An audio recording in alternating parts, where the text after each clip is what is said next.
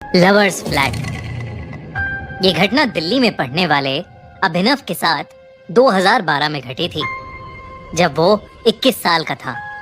अभिनव का दिल्ली यूनिवर्सिटी के हिंदू कॉलेज में एडमिशन हुआ था।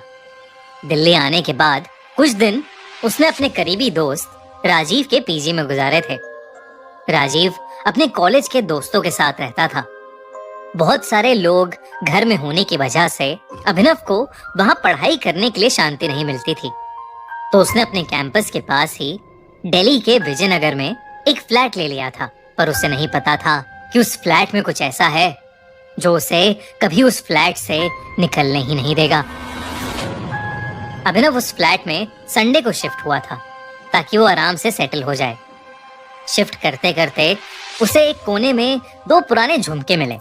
उसने ज्यादा ना सोचते हुए उन्हें अपने बिस्तर की साइड टेबल की एक पुरानी ड्रॉर में रख दिया।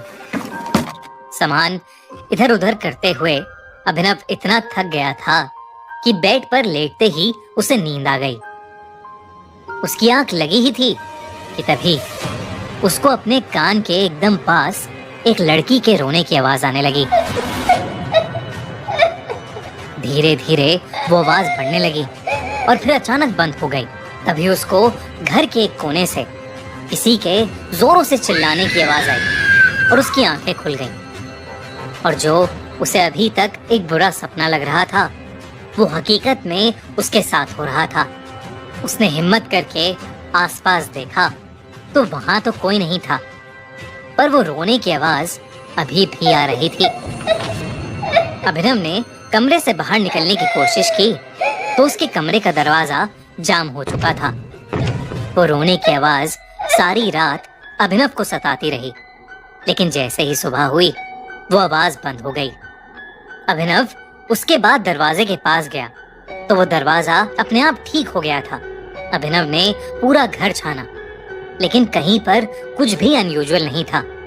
सब एकदम ठीक था, क्योंकि रात में अभिनव की नींद पूरी नहीं हुई थी, तो वो बाहर निकलकर सोफे पर ही जाकर सो गया। कुछ देर सोने के बाद जब वो उठा तो उसने अपने दोस्तों को फोन करके पिछली रात के बारे में बताया, पर सबने उसको यही कहा कि ये जरूर उसकी थकान का नतीजा है और कुछ नहीं। उसने अपने दोस्त राजीव को अपने पास बुलाने की कोशिश भी की, पर क्योंकि उसके एग्जाम्स चल रहे थे तो वो उस दिन नहीं आ पाया। अभिनव को भी सबसे बात करके यही लगा कि वो सब उसका वहम है, लेकिन फिर भी दिन भर पढ़ने के बाद उसने डिसाइड किया कि वो उस रात अपने बेडरूम में नहीं बल्कि बाहर लिविंग रूम के सोफे पर ही सोएगा। पढ़ने के बाद सोफे पर लेटते ही उसे नींद आ गई। कई घंटे बीत गए पर कुछ नहीं हुआ। तभी अचानक से अभिनव को वही रोने की आवाज सुनाई दी और उसको ऐसा महसूस होने लगा जैसे कोई उसको खींच रहा है। लेकिन जैसे ही अभिनव की नींद टूटी और आंखें खुली तो उसने देखा कि वहां कोई नहीं था।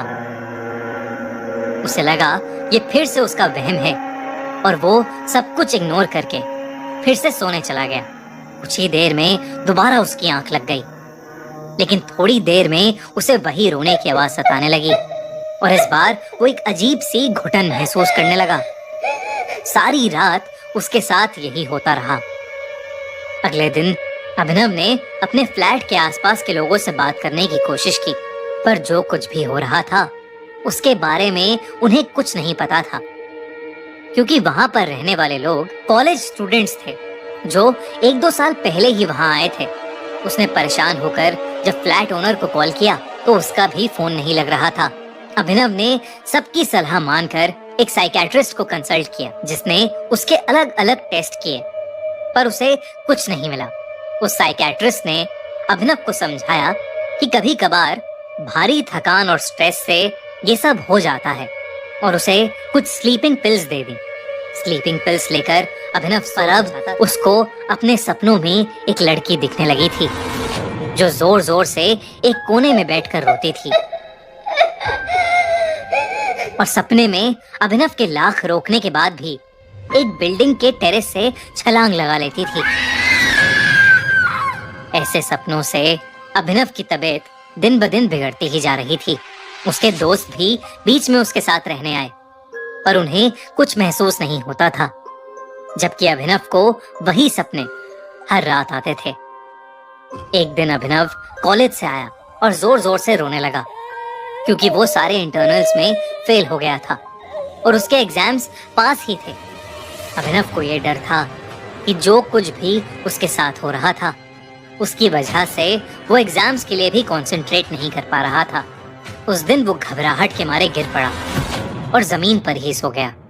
जब वो अगली सुबह उठा तो उसको विश्वास ही नहीं हुआ, उसके साथ पूरी रात कुछ नहीं हुआ, बल्कि जब तक अभिनव के एग्जाम्स चले तब तक उसको ना ही कोई आवाज आई, ना ही वो सपना और ना ही वो दम घुटने का एहसास।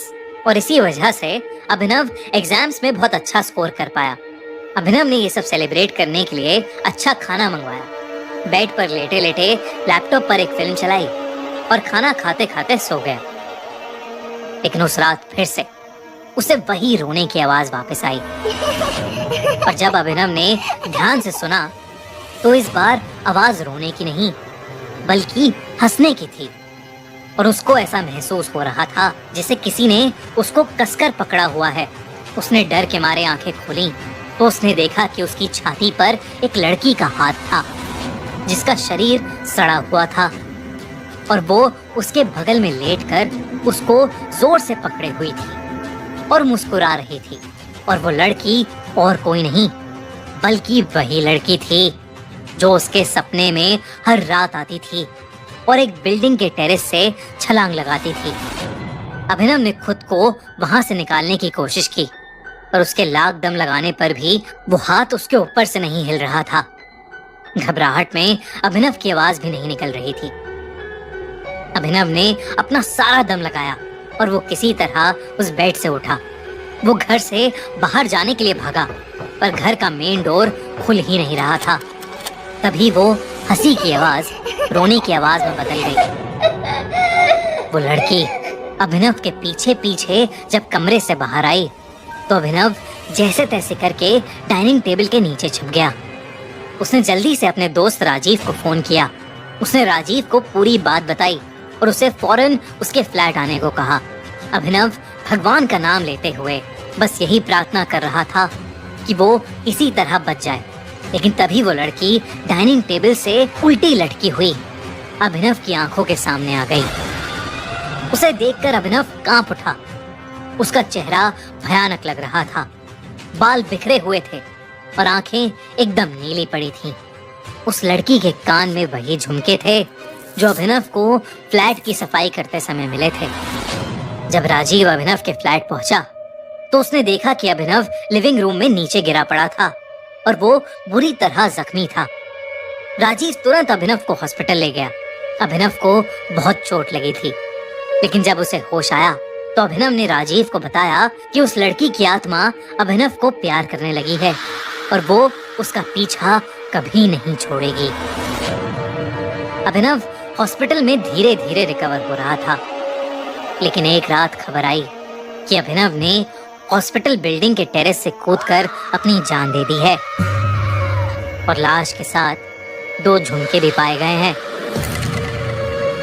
राजीव को कभी समझ नहीं आया कि अभिनव दिमागी रूप से बीमार था या सचमुच उस लड़की की आत्मा ने उसके साथ ये सब किया था।